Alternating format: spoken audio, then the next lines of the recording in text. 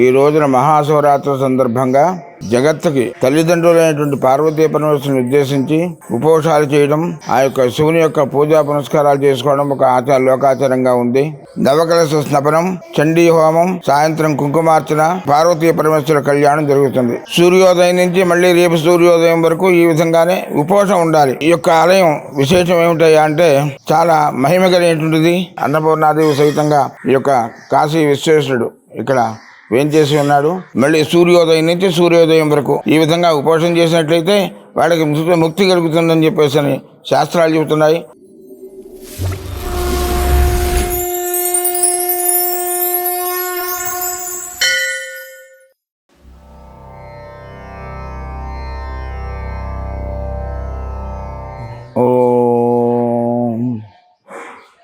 వాగర్ధావివ సంపృక్తౌ వాగర్ధ ప్రతిపత్తయే జగతఃపితరౌ వందే పార్వతీ పరమేశ్వరౌ.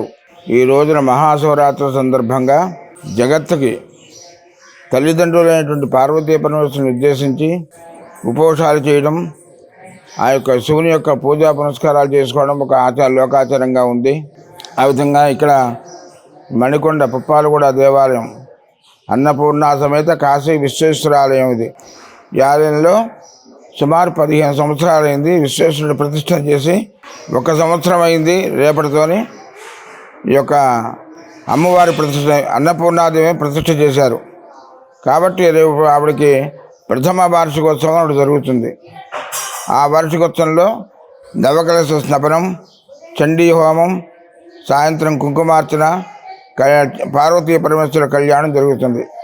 తర్వాత ఈ యొక్క విశ్వేశ్వర స్వామి దేవాలయంలో మహాశివరాత్రి రోజున భక్తులంతా కూడా సేవిస్తూ అభిషేకాలు అర్చనలు జరిపించుకుంటుంటారు. తర్వాత ఏంటంటే లింగోద్భవ కాలం అని రాత్రి 12 గంటలకు సుమారుగా లింగోద్భవ కాలం అంటే శివుడు ఉద్భవించిన సమయం అన్నమాట అది. దాన్ని ఉద్దేశించి అంతా భక్తులంతా కూడా లింగోద్భవ కాలంలో ఉండే అర్చనలకి అభిషేకాలకి ఎక్కువ మంది హాజరవుతూ ఉంటారు. అయితే సూర్యోదయం నుంచి మళ్ళీ రేపు సూర్యోదయం వరకు ఈ విధంగానే ఉపవాసం ఉండాలి. ఉపవాసం వల్ల ఏమిటంటే భగవంతుడు అనుగ్రహిస్తాడని నా నమ్మకం జనులందరికీ కూడా. కాబట్టి ఆ విధంగానే కొంతమంది ముక్తిని పొందిన వాళ్ళు ఉన్నారు. అందువల్ల ఆ నమ్మకంతో మనంతా కూడా పరమేశ్వరుని యొక్క అనుగ్రహం పొందడం గురించి శివరాత్రి రోజున అభిషేకాలు చేసుకోవడం, అర్చనలు చేసుకోవడం, భజనలు చేసుకోవడం, ఉపవాసాలు ఉండడం అనాదిగా వస్తున్నది. కాబట్టి దాన్ని ఆచారంగా పెట్టుకొని మనం కూడా ఈ ప్రాంతంలో ఈ విధంగా ఆచరించడం జరుగుతుంది. ఈ యొక్క ఆలయం విశేషం ఏమిటయ్యా అంటే చాలా మహిమ కలిగినటువంటిది. కాబట్టి ఈ ఆలయంలో ప్రతి వాళ్ళు కూడా అనుకున్న యొక్క కోరికలు తీరుతాయని చెప్పేసి వచ్చి భక్తులంతా కూడా సేవిస్తూ ఉంటారు. అమ్మవారి సహితంగా అన్నపూర్ణాదేవి సహితంగా ఈ యొక్క కాశీ విశ్వేశ్వరుడు ఇక్కడ వేంచేసి ఉన్నాడు. కాబట్టి జనులంతా కూడా సేవించుకొని తరించవలసిందిగా. విశేషం ఏంటయ్యా అంటే దేశం మొత్తంలో కూడా మన యొక్క భారతదేశం మొత్తంలో కూడా శివరాత్రి విశేషమైన పర్వదినం. ఎందుకంటే జగత్తుకి పితరులైనటువంటి తల్లిదండ్రులైనటువంటి వాళ్ళు పార్వతీ పరమేశ్వరులే. అందువల్ల పార్వతీదేవి విశేషమైన అనుగ్రహం ఇస్తుంది.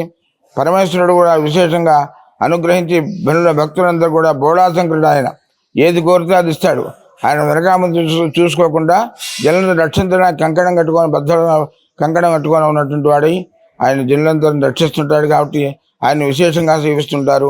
ఉపవాసం చేయడం వల్ల విశేషమైన ఫలితాన్ని పొందుతారు.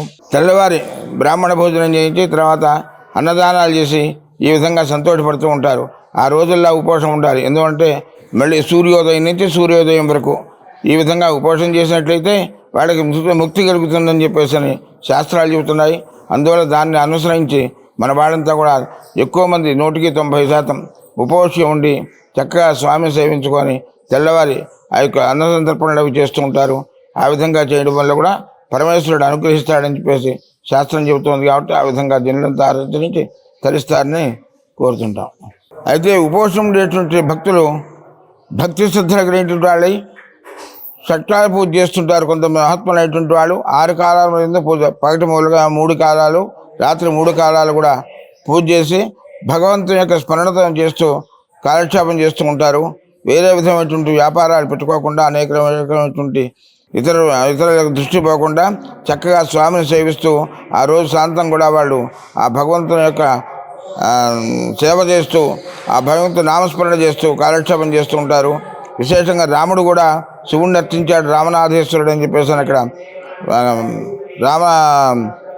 రామేశ్వరంలో ప్రతిష్ఠ చేశాడు రాముడు కూడా విశ్వేశ్వరుణ్ణి.